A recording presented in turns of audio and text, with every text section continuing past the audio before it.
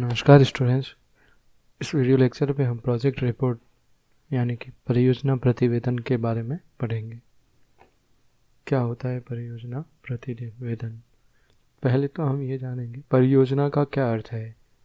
परियोजना से अर्थ है पूंजी विनियोजन का कोई ऐसा अवसर जिसमें लाभ कमाने की संभावना हो। ऐसा कोई अवसर जहां आप पैसा इन्वेस्ट करते हो और वहां लाभ कमाने की संभावना हो, जिसे परियोजना कहते हैं। परियोजना का क्रियान्वयन जब होगा तो दो स्थितियां बन सकती है, या तो लाभ होगा या हानि होगी। लाभ कब होगा? जब परियोजना से जो प्राप्त आय है वो लागत से क्या है, आय जो है अधिक है, जितना पैसा लगाया उससे ज़्यादा हमने प्राप्त किया तो हमें लाभ हुआ। हानि कब होगी? जितना पैसा लगाया पर उतना पैसा वापस प्राप्त नहीं किया, इस स्थिति में हानि होगी।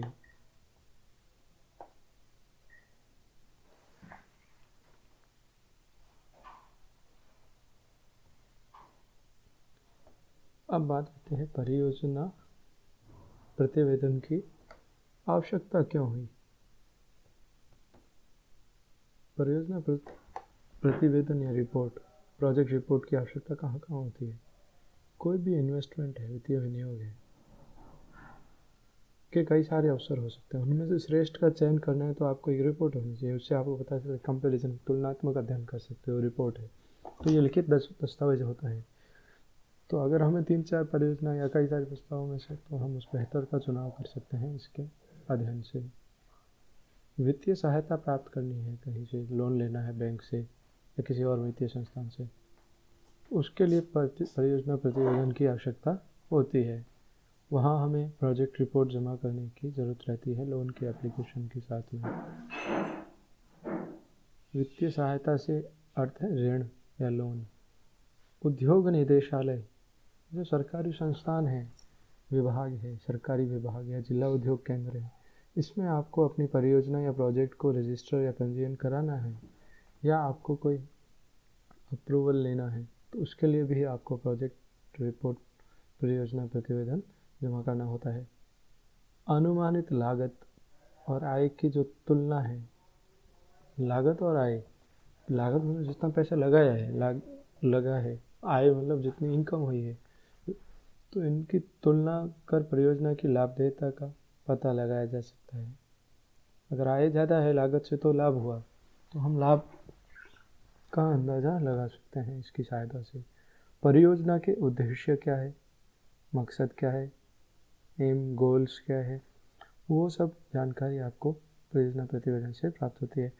और जो साधन हमारे पास है उस परियोजना को संपादित या संपन्न करने के लिए, उनकी लिमिटेशंस क्या है, परिसीमाएं क्या है, उसका पता लग जाता है प्रतिवेदन से। अगर परियोजना या प्रोजेक्ट से संबंधित कोई शंका है, डाउट है, संदेह है या कोई जिज्ञासा है, तो उसका समाधान प्रतिवेदन के माध्यम से हो जाता है। सरकार द्वारा करों में छूट, इनकम टैक्स में और सेल टैक्स में कई करों में छूट या आर्थिक सहायता प्रदान की जाती है, या अन्य कोई सुविधा या प्रेरणा प्रदान की जाती है, तो उनका आधार भी, उसके लिए भी आपको क्या जमा करना पड़ता है? परियोजना प्रतिवेदन। निर्णय लेने में यह एक व्यवस्थित दृष्टिकोण प्रदान करता है, अर्थात यह उद्यम या उद्यमी के लिए एक पथ प्रदर्शक का कार्य करता है। तो परियोजना प्रतिवेदन एक बहुत ही आवश्यक, किसी भी परियोजना के लिए बहुत ही महत्वपूर्ण कार्य है।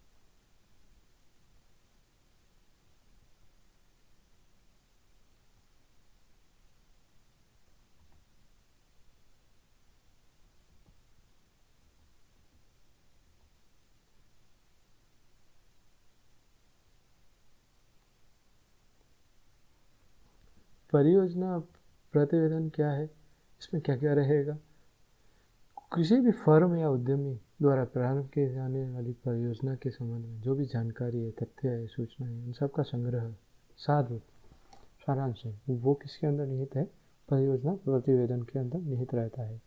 यह योजना के बारे में विविध जानकारी प्रदान करती है, जैसे परियोजना का उद्देश्य क्या है, उसका शॉर्ट में डिस्क्रिप्शन, विवरण क्या है, उसकी वित्तीय संरचना क्या है, कहाँ से पैसा आएगा, कहाँ कहाँ पैसा खर्च होगा, मशीन यंत्र, क्या क्या मशीनें चाहिए, उपकरण चाहिए, कच्चा माल क्या की क्या क्या आवश्यकता है, कितने श्रमिक चाहिए और किस कुशलता वाले श्रमिक चाहिए, बाजार की स्थिति क्या है जहाँ पे फाइनल तो अंतिम उत्पाद जो तैयार होगा उसको बेचना, तो बाजार की स्थिति क्या है, भाई खरीदार भी होना चाहिए कि खरीदार कितनी उसकी डिमांड है, कितने खरीदार है उसके बाज़ार में, लागत क्या आएगी, लाभ क्या होगा, विपणन बाज़ार में कैसे उसको बेचा जाएगा, उसकी क्या योजना है, विपणन व्यवस्था बेचने की, ये सारी जानकारी आपको परियोजना प्रतिवेदन से प्राप्त होती है।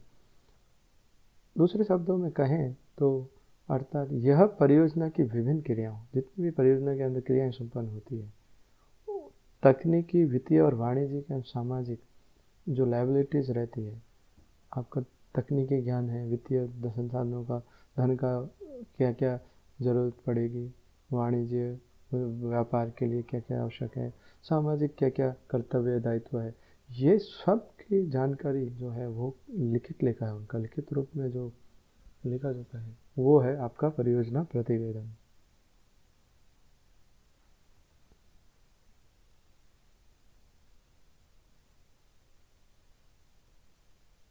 अब परियोजना प्रतिवेदन का निर्माण कैसे करें, कैसे इसको बनाया जाए, तो पहले भी हम कह चुके हैं कि परियोजना का सबसे मुख्य कार्य है प्रतिवेदन, रिपोर्टिंग। इसमें परियोजना की विभिन्न क्रियाओं और जो संसाधन उपलब्ध हैं उन सब का उल्लेख किया जाता है। किसी भी परियोजना में जो सूचनाएं शामिल करी जाती है वो निम्न सूचनाएं होती है। एक तो सामान्य सूचनाएं, जनरल इन्फॉर्मेशन, परियोजना का विवरण, प्रोजेक्ट डिस्क्रिप्शन, बाजार में क्या संभाव्यता है, मार्केट पोटेंशियल, भाई आप सामान बेचोगे कहाँ, बाजार में, तो बाजार में उसके बिकने की क्या क्या संभावनाएं हैं, पूंजी लागतें, नहीं तो उत्पाद तो आपके पड़ा ही रहेगा, बिकेगा नहीं तो वो नुकसान ही है। पूंजी लागतें क्या है, कितना खर्चा आएगा और वो पैसा आएगा कहाँ से, वित्त के स्रोत क्या है, कार्यशील पूंजी की आवश्यकता कितनी, वर्किंग कैपिटल में जो रोज़ के कामों के लिए पैसा चाहिए उसकी क्या क्या आवश्यकता है, उसकी जानकारी या उसका पूर्व अनुमान, कार्यशील पूंजी को अंग्रेजी में कहते हैं वर्किंग कैपिटल, उसका अनुमान, अन्य वित्तीय पहलू जो भी है वो सब, और आर्थिक और सामाजिक तत्व क्या है किसी परियोजना के, वो ये सब निहित होते हैं परियोजना प्रतिवेदन में। इन सबको शामिल किया जाना आवश्यक है। तो एक एक करके हम इन सब के बारे में जानेंगे। सबसे पहला है सामान्य सूचनाएं, जनरल इन्फॉर्मेशन। इसमें क्या क्या आता है, इसमें उद्यमी का नाम है, पता है, उसकी शैक्षणिक योग्यता, कितना पढ़ा लिखा है, वो क्या क्या डिग्री कर रखी है उसने, उसकी क्षमता क्या है, उसका अनुभव क्या है, और नियमानुसार जो भी नियम है वो कारखाना रजिस्टर है क्या है, उसका पूरा ढांचा वो क्या है, उत्पाद की क्या क्या उपयोगिता है, जो उत्पाद बना रहा है ये परियोजना से जो उत्पाद निर्मित हो रहा है उसकी उपयोगिता क्या है, कहाँ काम आएगा, कितना उपयोग में आएगा, और उसको विस्तार कैसे दिया जा सकता है। अच्छा, कई उद्योग जो संबंधित उद्योग है उनके क्या है, विगत निष्पादन, वर्तमान स्तर क्या है और समस्याएं क्या है। कई बार एक उद्योग दूसरे कई उद्योगों से निर्भर करता है, तो इस उद्योग के और संबंधित उद्योग क्या क्या है, इन सब की जानकारी जो है सामान्य सूचनाओं में रहती है। तो इसके बाद है आपका दूसरा परियोजना विवरण। परियोजना विवरण में परियोजना का स्थान, किसी भी परियोजना के लिए जगह चाहिए, तो वो स्थान कहाँ है, खुद का है, स्वयं का है या लीज पर किराए पर ले रखा है, कच्चे माल की प्राप्ति, अब कोई उत्पाद बना रहे हैं तो उत्पाद बनाने के लिए कच्चा माल चाहिए, उसकी प्राप्ति के स्रोत क्या है, कहाँ से मिलेगा कच्चा माल, और कच्चा माल मिलेगा भी तो क्या उचित मूल्य पर मिलेगा कि नहीं मिलेगा, नियमित रूप से रेगुलर रूप से मिलेगा नहीं मिलेगा, अगर सप्लाई बंद हो गई कच्चे माल की तो उत्पादन ठप हो जाएगा। तो ये सब जानकारी आपका परियोजना विवरण में होनी चाहिए। ये सफल परियोजना कोई भी सफल होगी नहीं होगी उन सब की जानकारी यहीं से प्राप्त हो जाती है। क्या कच्चा माल विदेशों से आएगा, आयात किया जाएगा, इसका अर्थ हुआ कि अब कच्चे माल के लिए हम दूसरे देशों पर निर्भर हैं। क्या उस अब कुशल श्रमिक की आवश्यकता है? अगर है तो क्या वो उस आसपास क्षेत्र में उपलब्ध है? और नहीं है तो क्या उपलब्ध श्रमिकों को कोई प्रशिक्षण देके उनको कुशल श्रमिक बनाया जाने की कोई व्यवस्था है?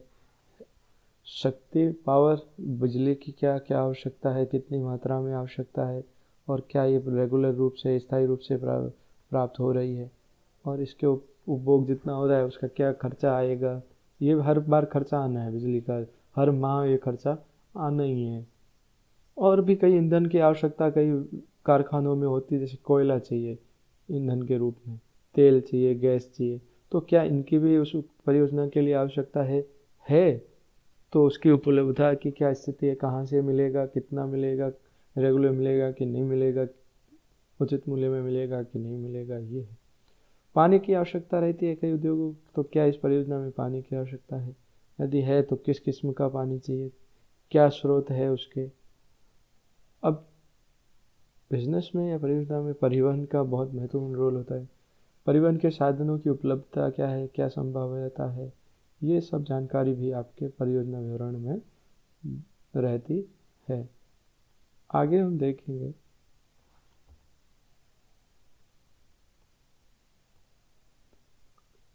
कंटिन्यू करेंगे परियोजना विवरण को।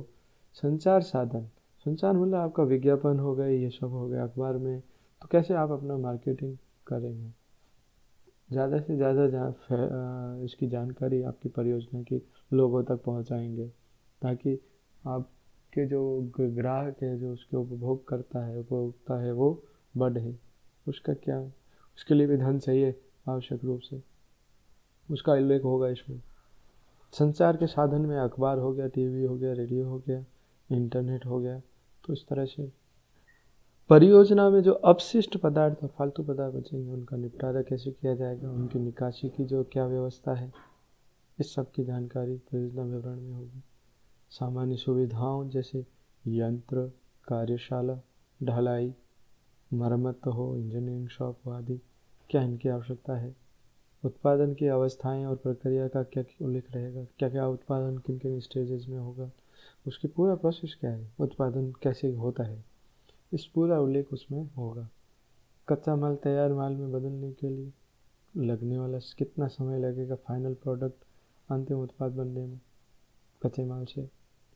संयंत्र की स्थापना, जो आपने संयंत्र या उपकरण लगाया है वो लाइसेंस है, उसको स्थापित करना, उसको लाइसेंस लेना, उसकी क्या क्षमता है, कितनी पारियों में काम कर होगा, ये सब जानकारी इसमें रहती है। अब अन्य बात आती है, जो उत्पाद है उसकी किस्म या गुणवत्ता का नियंत्रण कैसे होगा, तो कौन सी प्रणाली से होगा। तो इसके लिए कई संस्थाएं हैं जो गुणवत्ता के क्षेत्र में काम करती है, हमें उनसे लाइसेंस लेना होता है और वो हमारे यहाँ आके जांच की जाती है, और हमें अगर हम उन मानकों को पूर्ण करता है कोई कारखाना या कोई परियोजना में, उन मानकों को फॉलो किया जा रहा है, माना जा रहा है, ग्रहण किया जा रहा है, तो इनके द्वारा हमें वो ये हम मार्क को यूज़ कर सकते हैं। इसके लिए उनको पैसे देना होता है। इसके बाद है परियोजना विवरण में कंटिन्यू करेंगे। क्या चयनित प्रौद्योगिकी, जिस प्रौद्योगिकी को यूज़ किया जा रहा है, क्या वो नवीनतम है, लेटेस्ट है, क्या वो उपयुक्त है, उचित है, और इस प्रौद्योगिकी का उपयोग किन इकाइयों में कहाँ हो रहा है, उनके क्या परिणाम हैं। इससे पता चलेगा जो तकनीक प्रयोग में लाई जा रही है उत्पादन में, क्या वो तकनीक सफल है या नहीं है। अन्य किस ज्ञान की आवश्यकता होगी इस परियोजना को संपादित करने के लिए। क्या उत्पादन की विभिन्न अवस्थाओं में संयंत्र की क्षमता एक समान होगी या बदलती रहेगी। यंत्र और उपकरणों का उल्लेख होगा, उनका आकार क्या है, उनको रखने के लिए कितनी जगह चाहिए, उनको पूंजीगत यंत्रों की पूर्ति के स्रोत क्या है, निर्माण सेवाएं आदि, किस्म, लागत, उत्पादन प्रक्रिया प्रबंधन आदि के संबंध में अनुसंधान, किस क्वालिटी या प्रोसेस को और सुधारना है, इसकी क्या, इसके संबंध में कोई सेल है या प्रकोष्ठ का कोई ऐसा डिपार्टमेंट है आपके कारखाने में, कुछ लोग इस काम में लगे हैं कि कैसे उत्पादन को बढ़ाया जाए, उत्पादन को क्वालिटी को बढ़ाया जाए, मैनेजमेंट को और सुधारा जाए। तो इसकी जानकारी भी परियोजना विवरण में रहती है।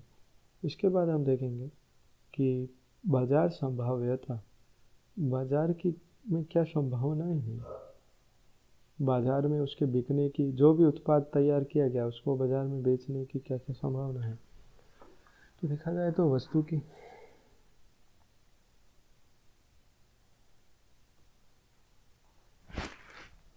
कुल मांग कितनी है जो उत्पाद में, और आप उसको कितना पूर्ति कर सप्लाई कर सकते हो, कितनी लागत है और उसकी कितनी कीमत रखी जाएगी, इसका अनुमान।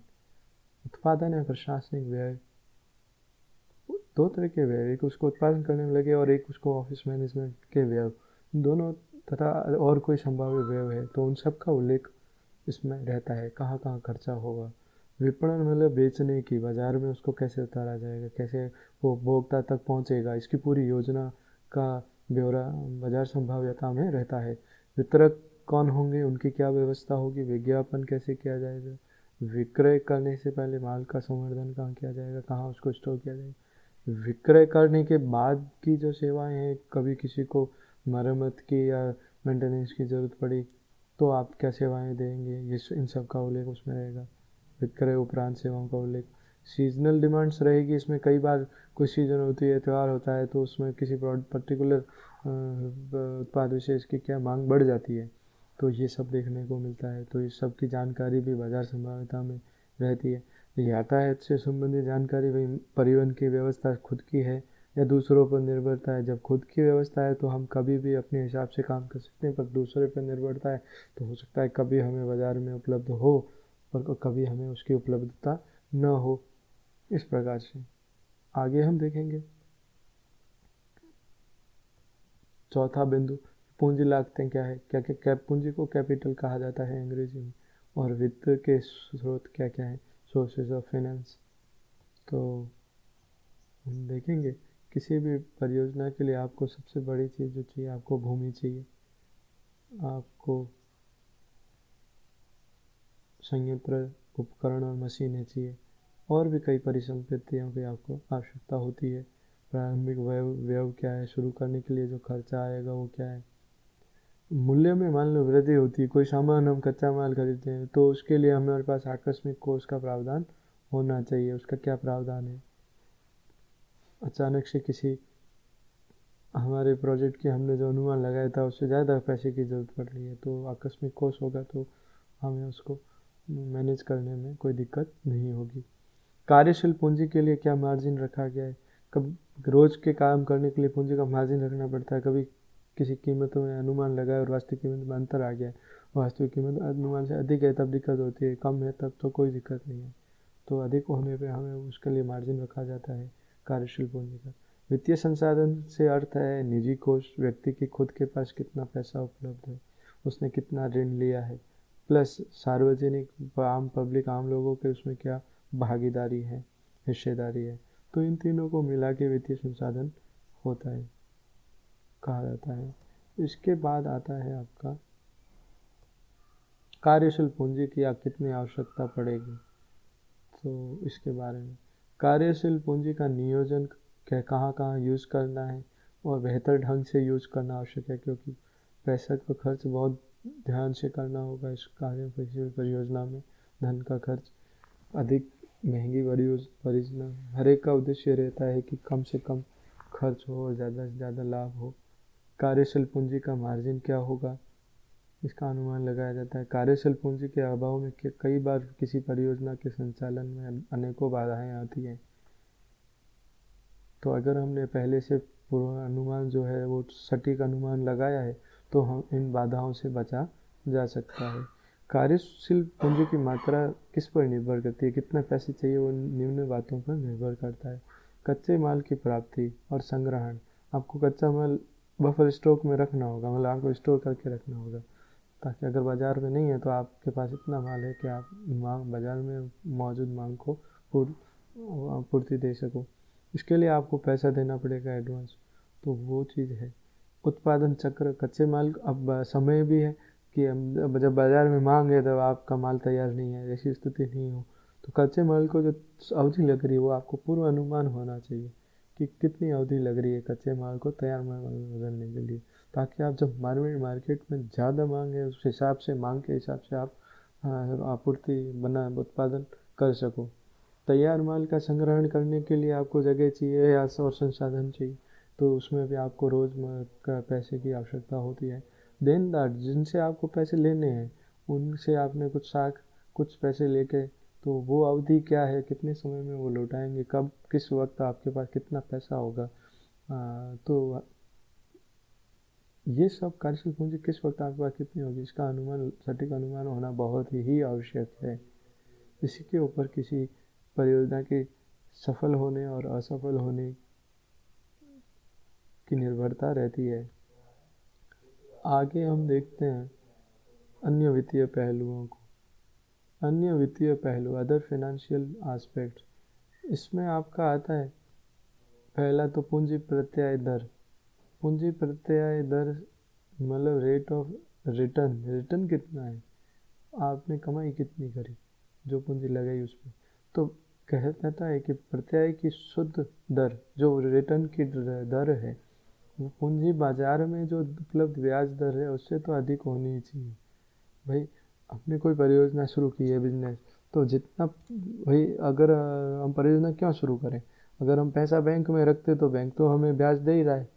अगर परियोजना से हमें उससे ज़्यादा लाभ हो रहा है तभी तो हम उसके लिए मेहनत करेंगे। अगर हमें लाभ ही बैंक के लाभ से कम हो रहा है तो अच्छा होता कि हम बैंक में ही पूंजी लगाते बाजार में, न कि खुद की परियोजना प्रारंभ करते।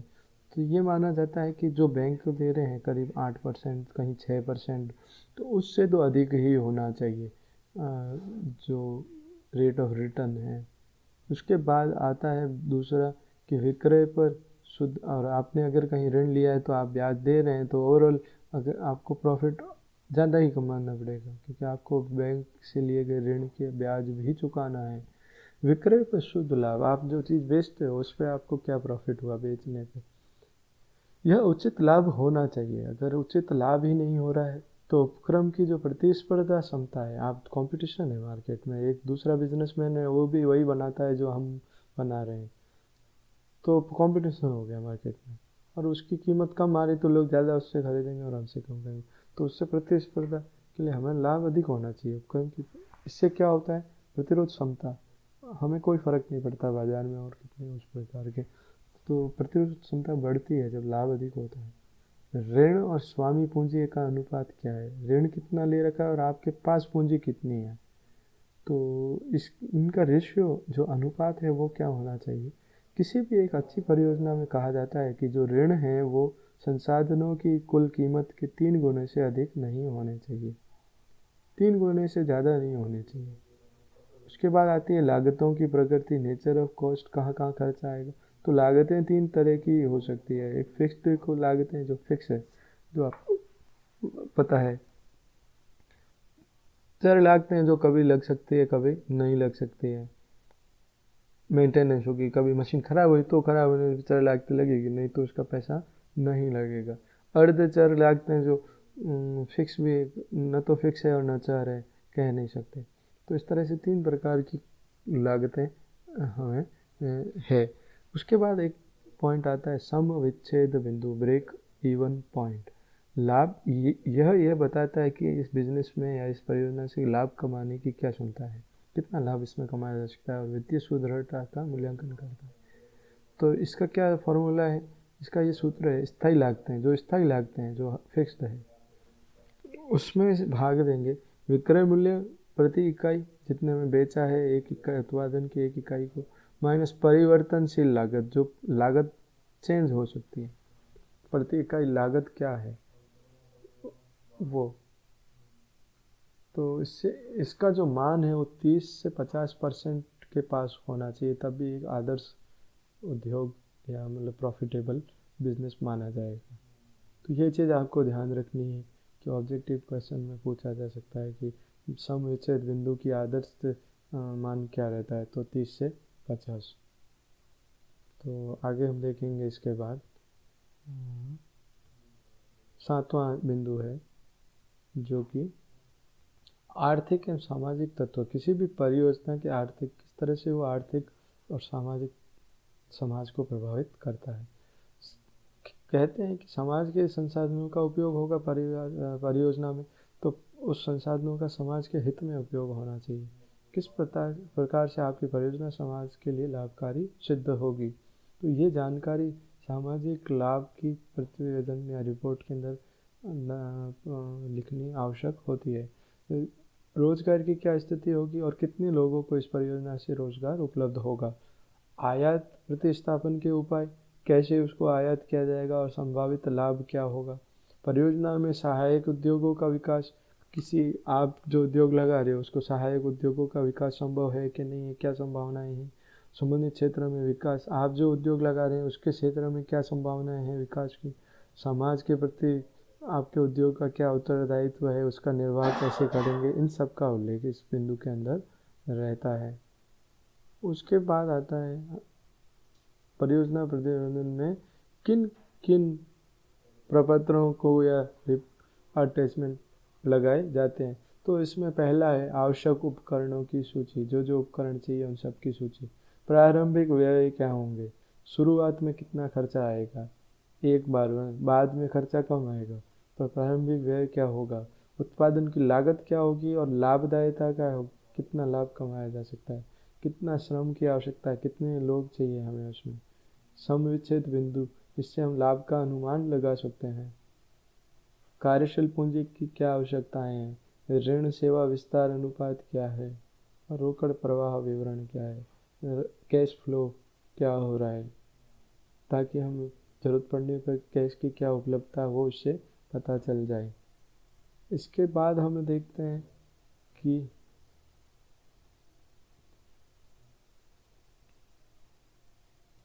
कोई भी परियोजना की रिपोर्ट अगर बना रहे हैं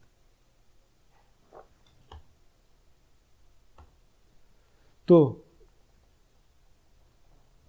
ज़रूरी नहीं है जो बिजनेस कर रहा है वो उस सब्जेक्ट में या उस विषय में एक्सपर्ट हो सकता है उसको उस विषय का ज्ञान इतना न हो और वो रिपोर्ट ना बनाए, तो उसको किसी विषय विशेषज्ञ की मदद ले सकता है। वो प्राइवेट भी हो सकता है, उसको पैसे दे के वो रिपोर्ट बनवा सकता है, या फिर कुछ ऐसे सरकारी संगठन है जो उसकी मदद कर सकते हैं। उनमें से कौन है, जैसे कि लघु उद्योग सेवा संस्थान है, SI small industry service institute, उसमें और लघु उद्योग विकास निगम, तो स्मॉल इंडस्ट्री डेवलपमेंट ऑर्गेनाइजेशन भी, ये दोनों संस्थाएं भी प्रतिवेदन निर्माण में किसी उद्यमी की मदद करते ही हैं। तो इस प्रकार से हमने देखा कैसे प्रोजेक्ट रिपोर्ट या परियोजना प्रतिवेदन का निर्माण किया जाता है, वो क्यों आवश्यक है, उसमें क्या क्या अवयव है, क्या क्या क्या चीज़ों को शामिल किया जाता है। धन्यवाद। लेक्चर के नीचे लिंक में इस वीडियो के किसी एक परियोजना प्रतिवेदन के प्रारूप का PDF फाइल का लिंक दिया हुआ है, आप अपनी जानकारी के लिए उसे देख सकते हैं और परियोजना प्रतिवेदन के प्रारूप को समझ सकते हैं। धन्यवाद।